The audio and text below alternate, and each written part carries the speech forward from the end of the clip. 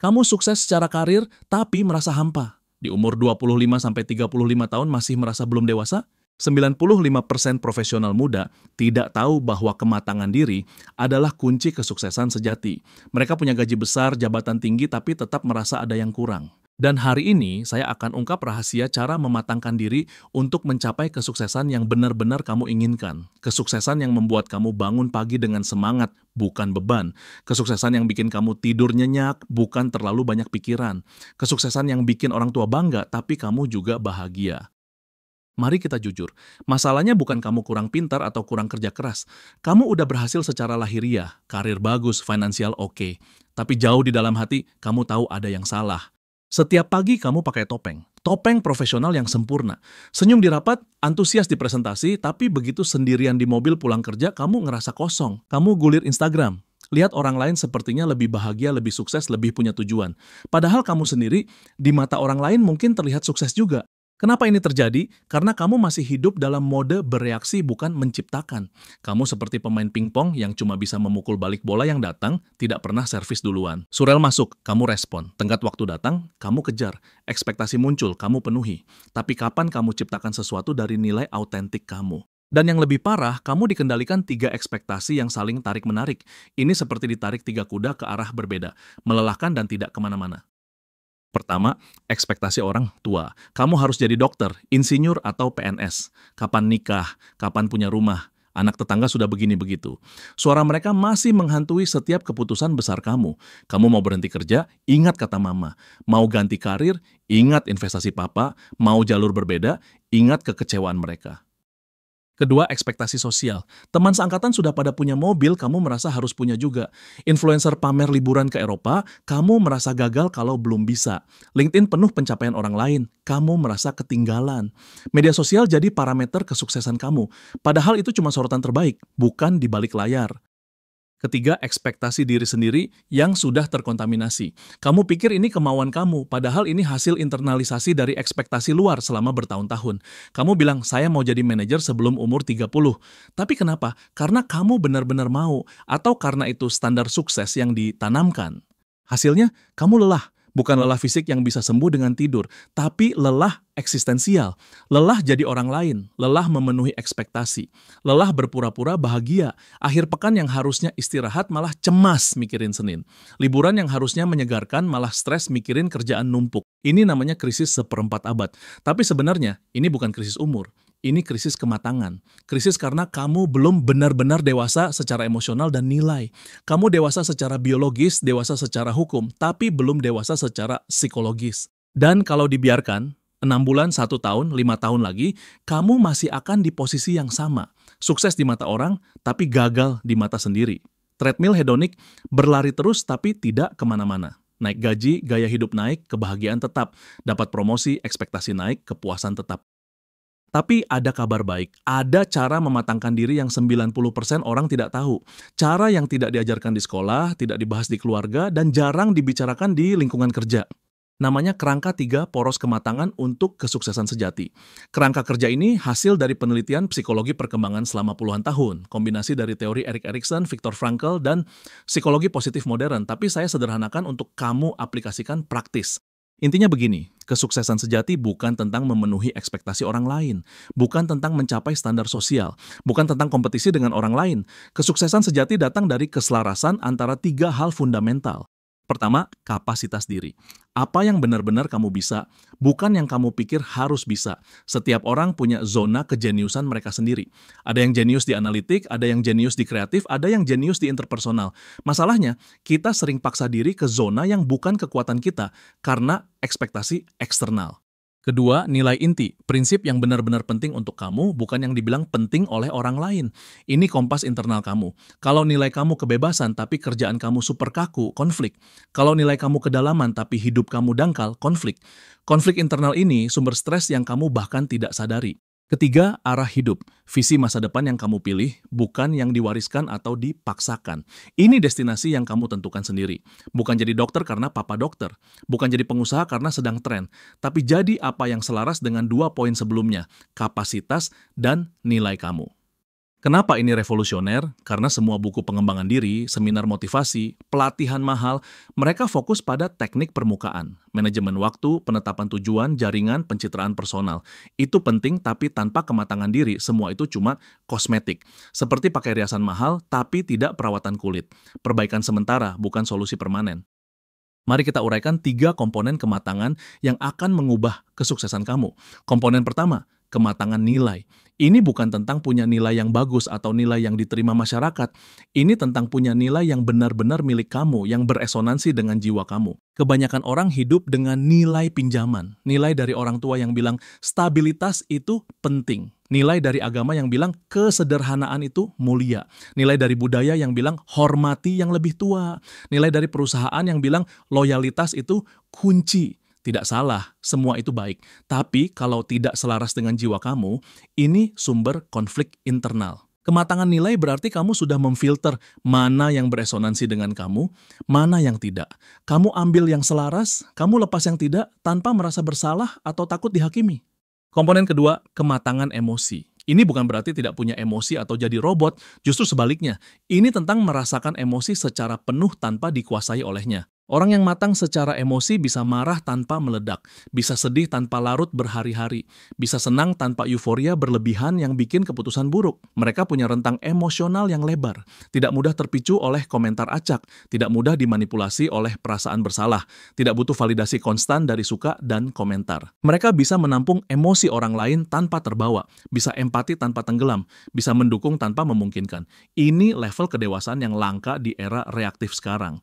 Komponen ketiga, kematangan eksekusi. Ini celah antara tahu dan melakukan. Banyak orang tahu apa yang benar, tapi tidak bisa melakukan. Tahu olahraga itu penting, tidak olahraga. Tahu hubungan toksik itu buruk, tetap bertahan. Tahu menggulir itu buang waktu, tetap gulir. Kematangan eksekusi berarti kamu bisa bertindak konsisten berdasarkan nilai inti. Bahkan saat tidak mood, bahkan saat ada tekanan, bahkan saat sendirian tanpa ada yang lihat. Ini yang membedakan profesional sejati dengan amatir berbakat. Amatir butuh mood, profesional punya sistem. Amatir tunggu inspirasi, profesional punya disiplin. Ini bukan teori ngawur atau motivasi kosong. Erik Erikson, psikolog terkemuka yang studinya jadi fondasi psikologi modern, membuktikan bahwa krisis identitas di usia dewasa muda adalah tahap krusial yang menentukan lintasan hidup selanjutnya.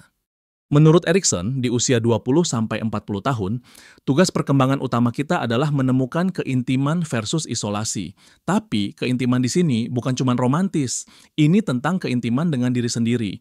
Kenal diri yang autentik, berani rentan, berani autentik. Kalau gagal di tahap ini, kita terjebak di isolasi, kesepian eksistensial walaupun dikelilingi orang.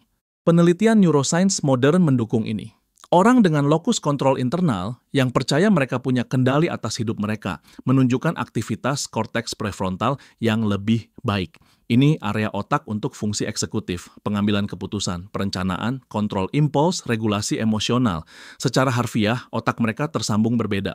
Studi hibah Harvard, penelitian longitudinal terpanjang tentang kebahagiaan, selama 80 tahun tindak lanjut menemukan bahwa kematangan emosional di usia muda adalah prediktor kesuksesan dan kebahagiaan yang lebih kuat daripada IQ, latar belakang keluarga, pendidikan, atau bahkan kesehatan fisik. Orang dengan kematangan emosional tinggi di usia 30, di usia 80 lebih, mungkin punya hidup yang memuaskan.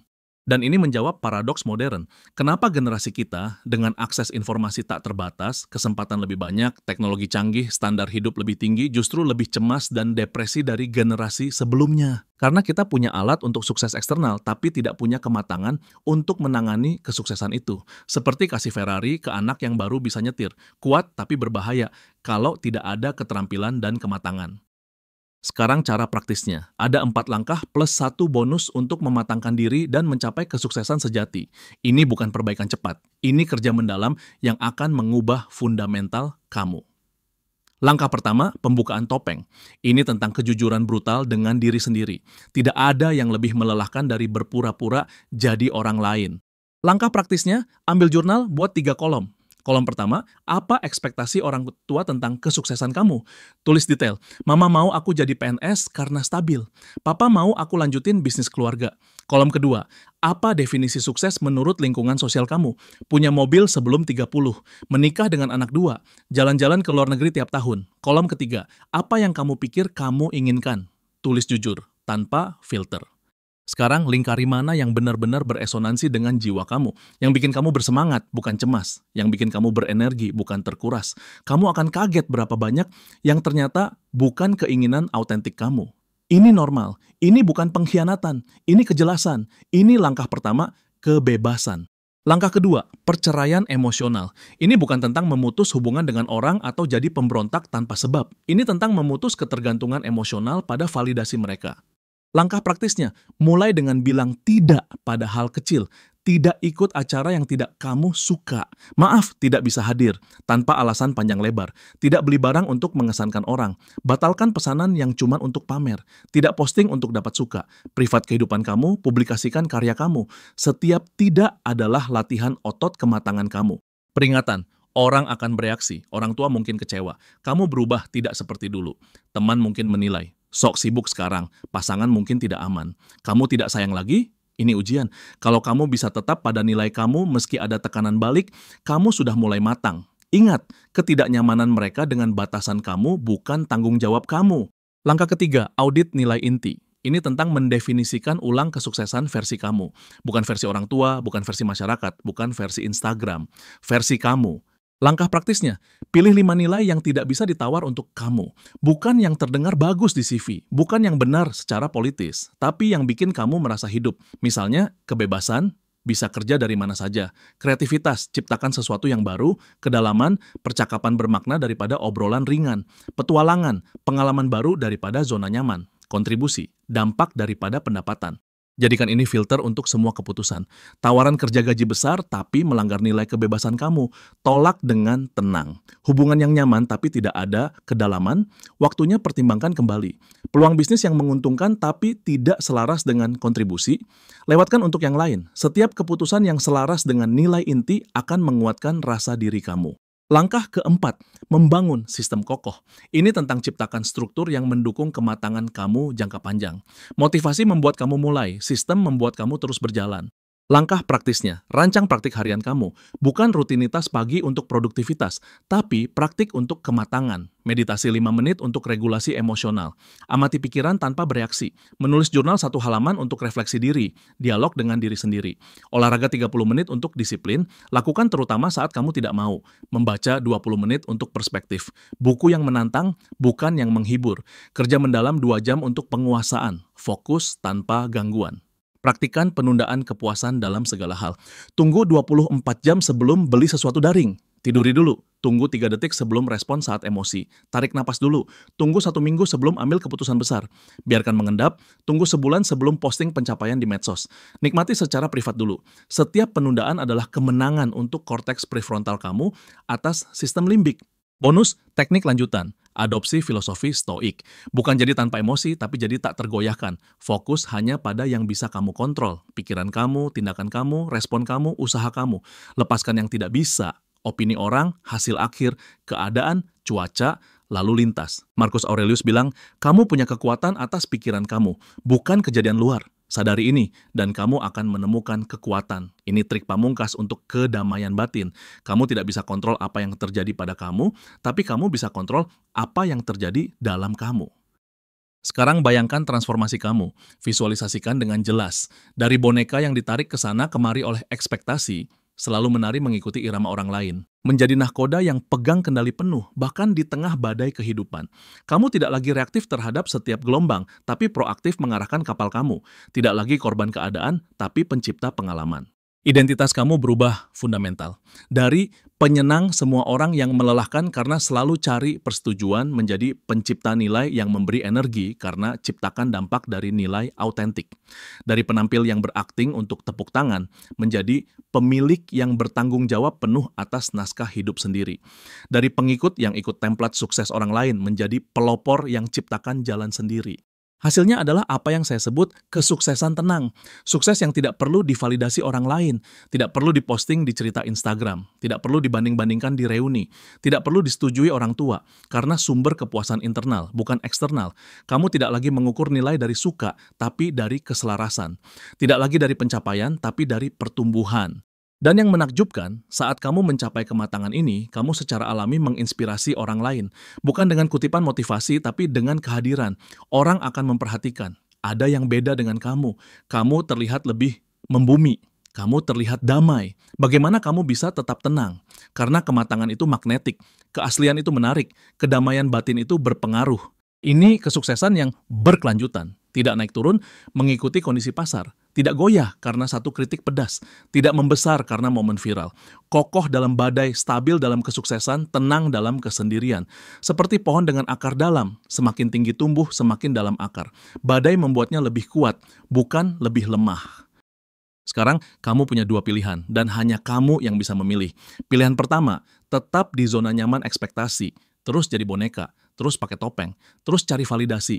Ini aman, ini familiar, ini perlahan membunuh jiwa kamu. Atau pilihan kedua, mulai perjalanan kematangan diri. Awalnya tidak nyaman, menakutkan untuk mengecewakan orang, kesepian untuk jalan di jalur berbeda. Tapi ini satu-satunya cara untuk kesuksesan sejati, kesuksesan yang berkelanjutan, kesuksesan yang bermakna, kesuksesan yang benar-benar milik kamu. Kalau kamu pilih yang kedua, komen siap dewasa di bawah. Bukan untuk saya, tapi untuk komitmen pada diri sendiri. Deklarasi publik menciptakan akuntabilitas. Simpan video ini, kamu akan butuh pengingat saat ekspektasi luar mulai keras lagi. Saat kamu mulai ragu jalur kamu. Saat orang bilang kamu berubah, ini jangkar kamu. Berlangganan dan nyalakan notifikasi. Karena video berikutnya saya akan bahas detail cara menerapkan stoikisme untuk kesuksesan di lingkungan toksik. Sempurna untuk kamu yang terjebak di tempat kerja toksik atau hubungan toksik tapi belum bisa keluar. Ingat, kematangan diri bukan destinasi, ini perjalanan. Bukan sesuatu yang kamu capai sekali selesai. Ini praktik harian, pilihan harian, komitmen harian untuk jadi versi autentik dari diri kamu. Kesuksesan sejati menunggu di sisi lain dari kematangan. Pertanyaannya, kapan kamu mulai? Mulai hari ini, mulai sekarang. Diri masa depan kamu akan berterima kasih.